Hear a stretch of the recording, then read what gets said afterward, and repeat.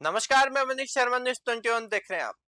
धोरीमना स्थित आलम गौशाला की कार्यकारिणी टीम ने न्यूज 21 के वरिष्ठ संवाददाता सुनील खींची और कैमरामैन प्रभु सिंह के साथ विशेष बातचीत में गौशाला की समस्याओं और विकास कार्यों पर चर्चा की।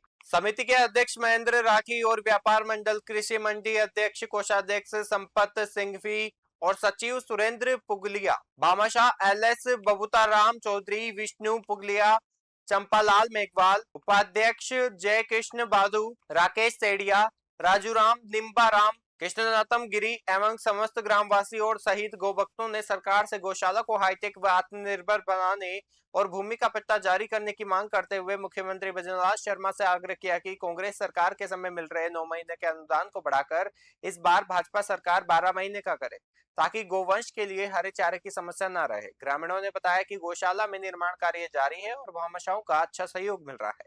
कैमरामैन प्रभु सिंह के साथ न्यूज 21 के वरिष्ठ संवाददाता सुनील खींची की विशेष रिपोर्ट।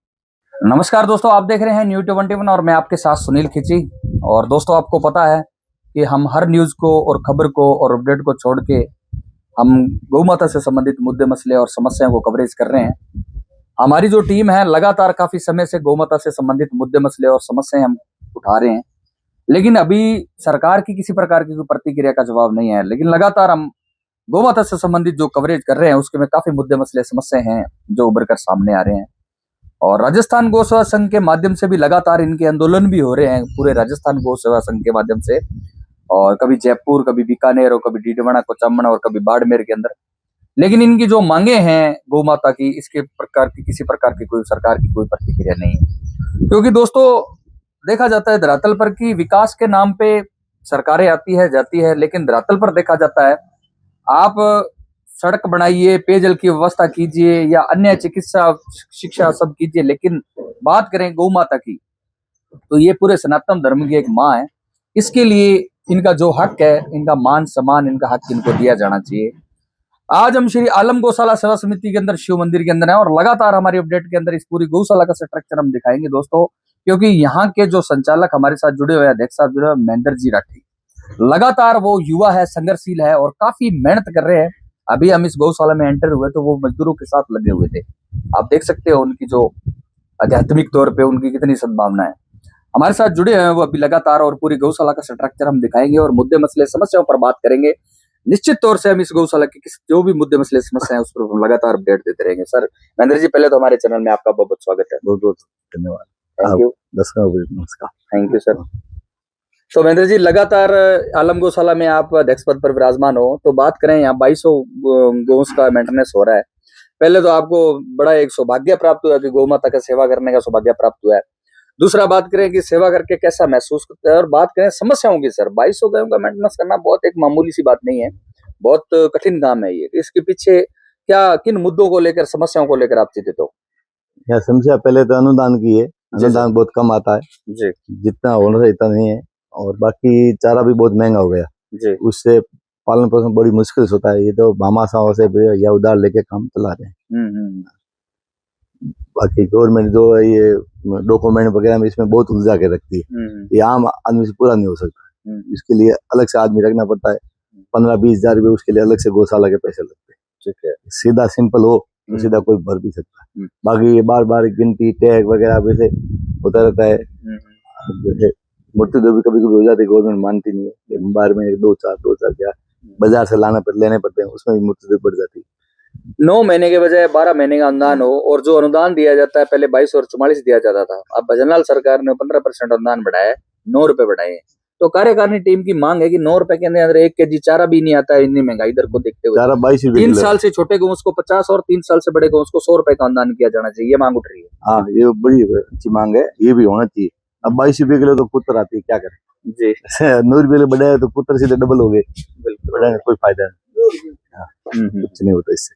तो और दूसरा एक मुद्दा चिंता का विषय बना हुआ है सर, लगातार हमारी अपडेट के अंदर हम सरकार तक, जनता तक, गोपालन मंत्री जोराराम जी कुमार तक हमारी अपडेट होती रहती है। वो कहते हैं कि जो 99% गौशाला है वो गोचर भूमि में है, और उस पूरी जमीन पे अतिक्रमण हो रखा है। पूरी गोचर जमीन पे वो अतिक्रमण मुक्त हो जमीन, और वो गौशालाओं के हैंडओवर और पट्टे का प्रावधान करे। ये जमीन है जो गायों की जमीन है, यहाँ पट्टे का प्रावधान क्यों नहीं है, ये भी सरकार से मांग उठ रही है। हाँ, ये भी होना चाहिए। गोचर जमीन खाली हो तो गाँव चला सकते हैं बारिश वगैरह में, मौसम में। खाली होनी चाहिए, गोचर को मिलना चाहिए गायों और कुछ आवंटन होनी चाहिए। यदि गोचर भूमि हो कुछ आवंटन। और लगातार हमारे साथ विशेष तौर से जिस शिक्षक को मिलाने जा रहे हैं वो कोई परिचय के मोहताज नहीं है। लगातार जुड़े रहिए New21 नेशनल चैनल के माध्यम से। हम मिलाते हैं भामाशाह लोगों से और यहाँ के जो ग्रामीण स्थानीय लोग हैं उनकी जो भी स्थितियां हैं, जो भी इस गौशाला से संबंधित उनके जो सुझाव है वो लेते हैं। गुरुजी पहले तो हमारे चैनल में आपका स्वागत है, आपका परिचय दीजिए सर पहले। मैं जगदीश ढाका रेडी दाढ़ी धोरीविहार का रहने वाला हूँ और गौशाला का मैं सदस्य हूँ और जितनी हमसे सहायता होती है सर करते हैं, पर लोगों की हालत बहुत खराब है सर जी। क्या है जी एक तो जो जमीनें सारी गोचर भूमि है जी सर, उसमें गायों को बिठा दिया जी शुरू में खोल दी, अब नया तो उसका पट्टा हो रहा है, नियमितीकरण कुछ नहीं। दूसरी बात में गौशालाओं को जो अनुदान मिलता है ना सर वो बिल्कुल ही कम मिलता है, बिल्कुल ही कम।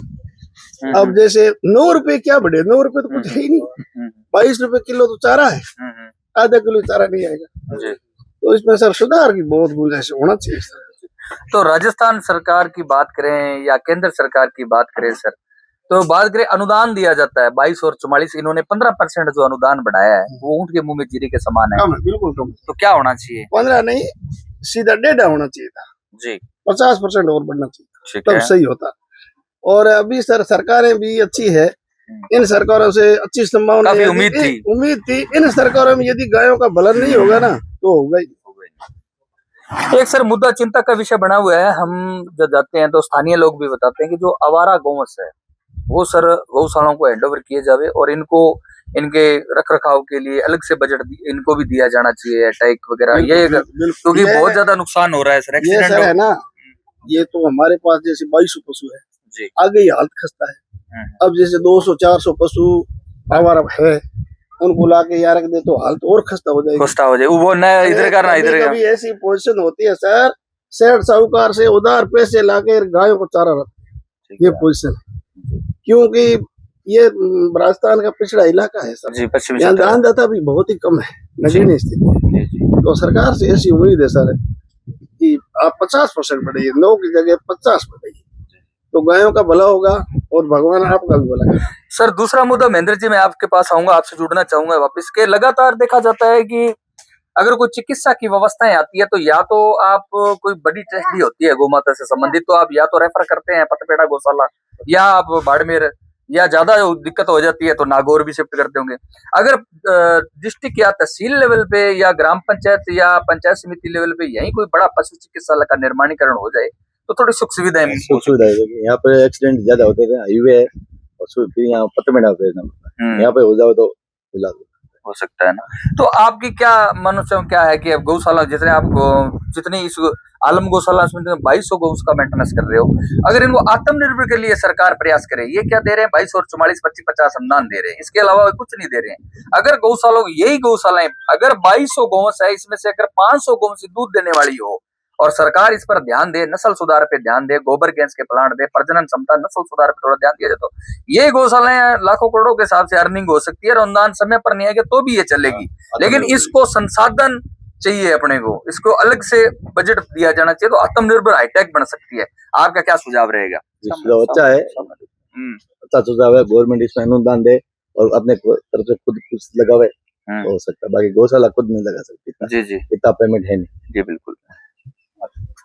पहले तो आपको प्रणाम हमारी टीम की तरफ से। आपका क्या सुझाव है? जय गौ माता, जय गोपाला।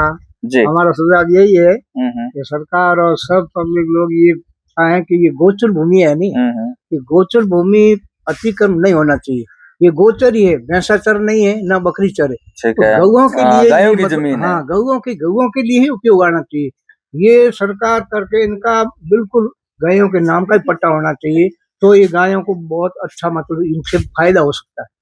अतिक्रमण कर रखा लोगों ने और बाकी ये लोगों को चलने की छूट नहीं है, इसलिए गोचर भूमि गौओं के नाम का पट्टा होना चाहिए और सरकार को भी पूरा गायों के प्रति ध्यान देना चाहिए कि गाय हमारी जो गौ माता है ये धर्म की धुरी है, गौ के बिना गति नहीं, वेद के बिना मति नहीं। तो हमारा जीवन, हमारा जो संस्कृति है, हमारा धर्म है, ये गौ के ऊपर निर्भर है दोस्तों। हाँ जी दोस्तों, लगातार एक कहावत है, एक कि वक्रतुंड महाकाय सूर्यकोटि समप्रभा निर्विघ्नं कुरु मे देव सर्व कार्येषु सर्वदा, कि सबसे पहले अपने जो भी काम करते हैं वो गौ माता के लिए फर्स्ट, अगर लेडीज घर पे खाना बनाती है तो फर्स्ट रोटी गौ माता के लिए निकालिए। अगर कोई बिजनेस करते हैं तो उसके लिए भी अपना थोड़ा सहयोग पहले निकालिए, उसके बाद में बरकत भी होती है और अच्छा पार्टिसिपेट भी होता है। तो सर इसमें बातचीत करते हैं कि पूरा राजस्थान, पूरा ऑल इंडिया आपको देख रहा है, पूरे जनप्रतिनिधि यहाँ क्षेत्र के देख रहे हैं कि अगर क्वांटिटी के हिसाब से अगर गौशालाओं को थोड़ा थोड़ा सपोर्ट हर आदमी किया जाए,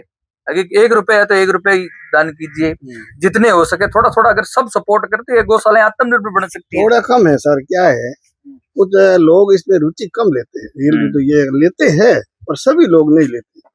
और दूसरी बात में क्या है सर, सरकार को क्या इसमें भार थोड़ा ही है, सरकार को होना चाहे तो। अब जैसे हमारे पास 2200 पशु है, डोरीमना अभी तहसील हेडक्वार्टर है और अभी उप जिला भी बना है, पता है कैसा हो रहा है। हॉस्पिटल अच्छा हॉस्पिटल नहीं है, 2 मकान का हॉस्पिटल है, 1 डॉक्टर है, वो भी प्राइवेट टाइप का है। ठीक है। आप कभी भी कोई सीरियस पशु हो गया आपको कोई वहां नहीं मिलेगा, न इंजेक्शन न दवाई, कुछ नहीं। हॉस्पिटल डॉक्टर ही नहीं है, दवाई कहाँ से आएगी? अगर डॉक्टर बैठता है तो दवाई खत्म हो जाती है। हमारी उम्मीद ये है सर है कि जैसे ये गौशाला है, 2200 पशु यहाँ है और भी गरडा गौशाला है, तो इन गौशालाओं के पास में धोरीमना है, यहाँ अच्छा हॉस्पिटल होना चाहिए सर। ठीक है। पशु चिकित्सा 2-3 पशु अच्छे डॉक्टर हो, ठीक है, और सर्जरी की अच्छी सुविधा हो। ठीक है। जैसे एक गाय हमारे लास्ट ईयर अच्छी गाय थी, 1 लाख रुपए की गाय थी, उसके एक सींग खराब हो गया था, यहाँ इलाज नहीं हुआ, पतमेड़ा जाके हमने करवाया। यहाँ होता ही नहीं सर, बाड़मेर में तो है ही नहीं, बाड़मेर में सर्जरी का कहीं नहीं, जिले भर में नहीं है, ओनली पतमेड़ा और गुजरात में। और भी यहाँ ग्रामीण मौजूद हैं, उनसे भी बातचीत करते हैं कि बात करें गौशालाओं से लेकर हम अपडेट लगातार डाल रहे हैं, कैसा सुझाव है उनका और इनको थोड़ा हाईटेक और आत्मनिर्भर बनाने के लिए क्या सुझाव है आपका? नमस्कार, आपके टीवी का स्वागत, थैंक यू। और श्री आलम गौशाला की तरफ से, और 2200 पशु है आलम गौशाला के अंदर सर, ठीक चल रही है। आपका क्या सुझाव है जी, क्या कहना चाहोगे? और ये पहले सभी गाँव वाले मिलकर आए, हमने जरूर फिर ये गौशाला प्रारंभ हुई सितंबर 15 तारीख, और उसके अंदर उस टाइम तो पशु कम थे, धीरे धीरे हमारे पशु धीरे लोग सब डालने लगे, उसी से ये गवर्नमेंट पट्टे वीजा बनवाए जाओ, गवर्नमेंट का ये अतिक्रमण नहीं होना चाहिए, गौचर होती है, गौचर पहले पुराने टाइम है, तो अभी ये गौचर ही रखना चाहिए या पट्टा बनाना चाहिए, इसके अंदर नहीं होनी चाहिए। लगातार दोस्तों हम आपको पता है कि सबसे पहले मैंने पहले ही बोला है कि हम सबसे पहले इस क्षेत्र के अंदर गौ माता से संबंधित अपडेट कर रहे हैं और बात करते हैं कि काफी मुद्दे मसले समस्याएं हैं जो चिंता का विषय बने हुए हैं, क्योंकि राजस्थान के अंदर सैकड़ों लाखों के हिसाब से गौशालाएं हैं, लेकिन उनका जो मेंटेनेंस है वो 50% जन सहयोग और 50% अनुदान के द्वारा चलते हैं। लगातार हमारे से जुड़ी रही, हम पूरी इस गौशाला का स्ट्रक्चर आपको दिखाएंगे, पूरे 2200 गौ का यहाँ मेंटेनेंस किया जाता है, कैसे चारे की व्यवस्था है, कैसे पेयजल की व्यवस्था है, अन्य भी सुविधाएं हैं, वो दिखाएंगे। हम लगातार जुड़े रहे हमारे, इस वीडियो को लाइक करें, कमेंट करें, शेयर करें। मैं सुनील खिची, कैमरामैन पर्सन प्रभु सिंह के साथ। ओके, थैंक यू, जय हिंद।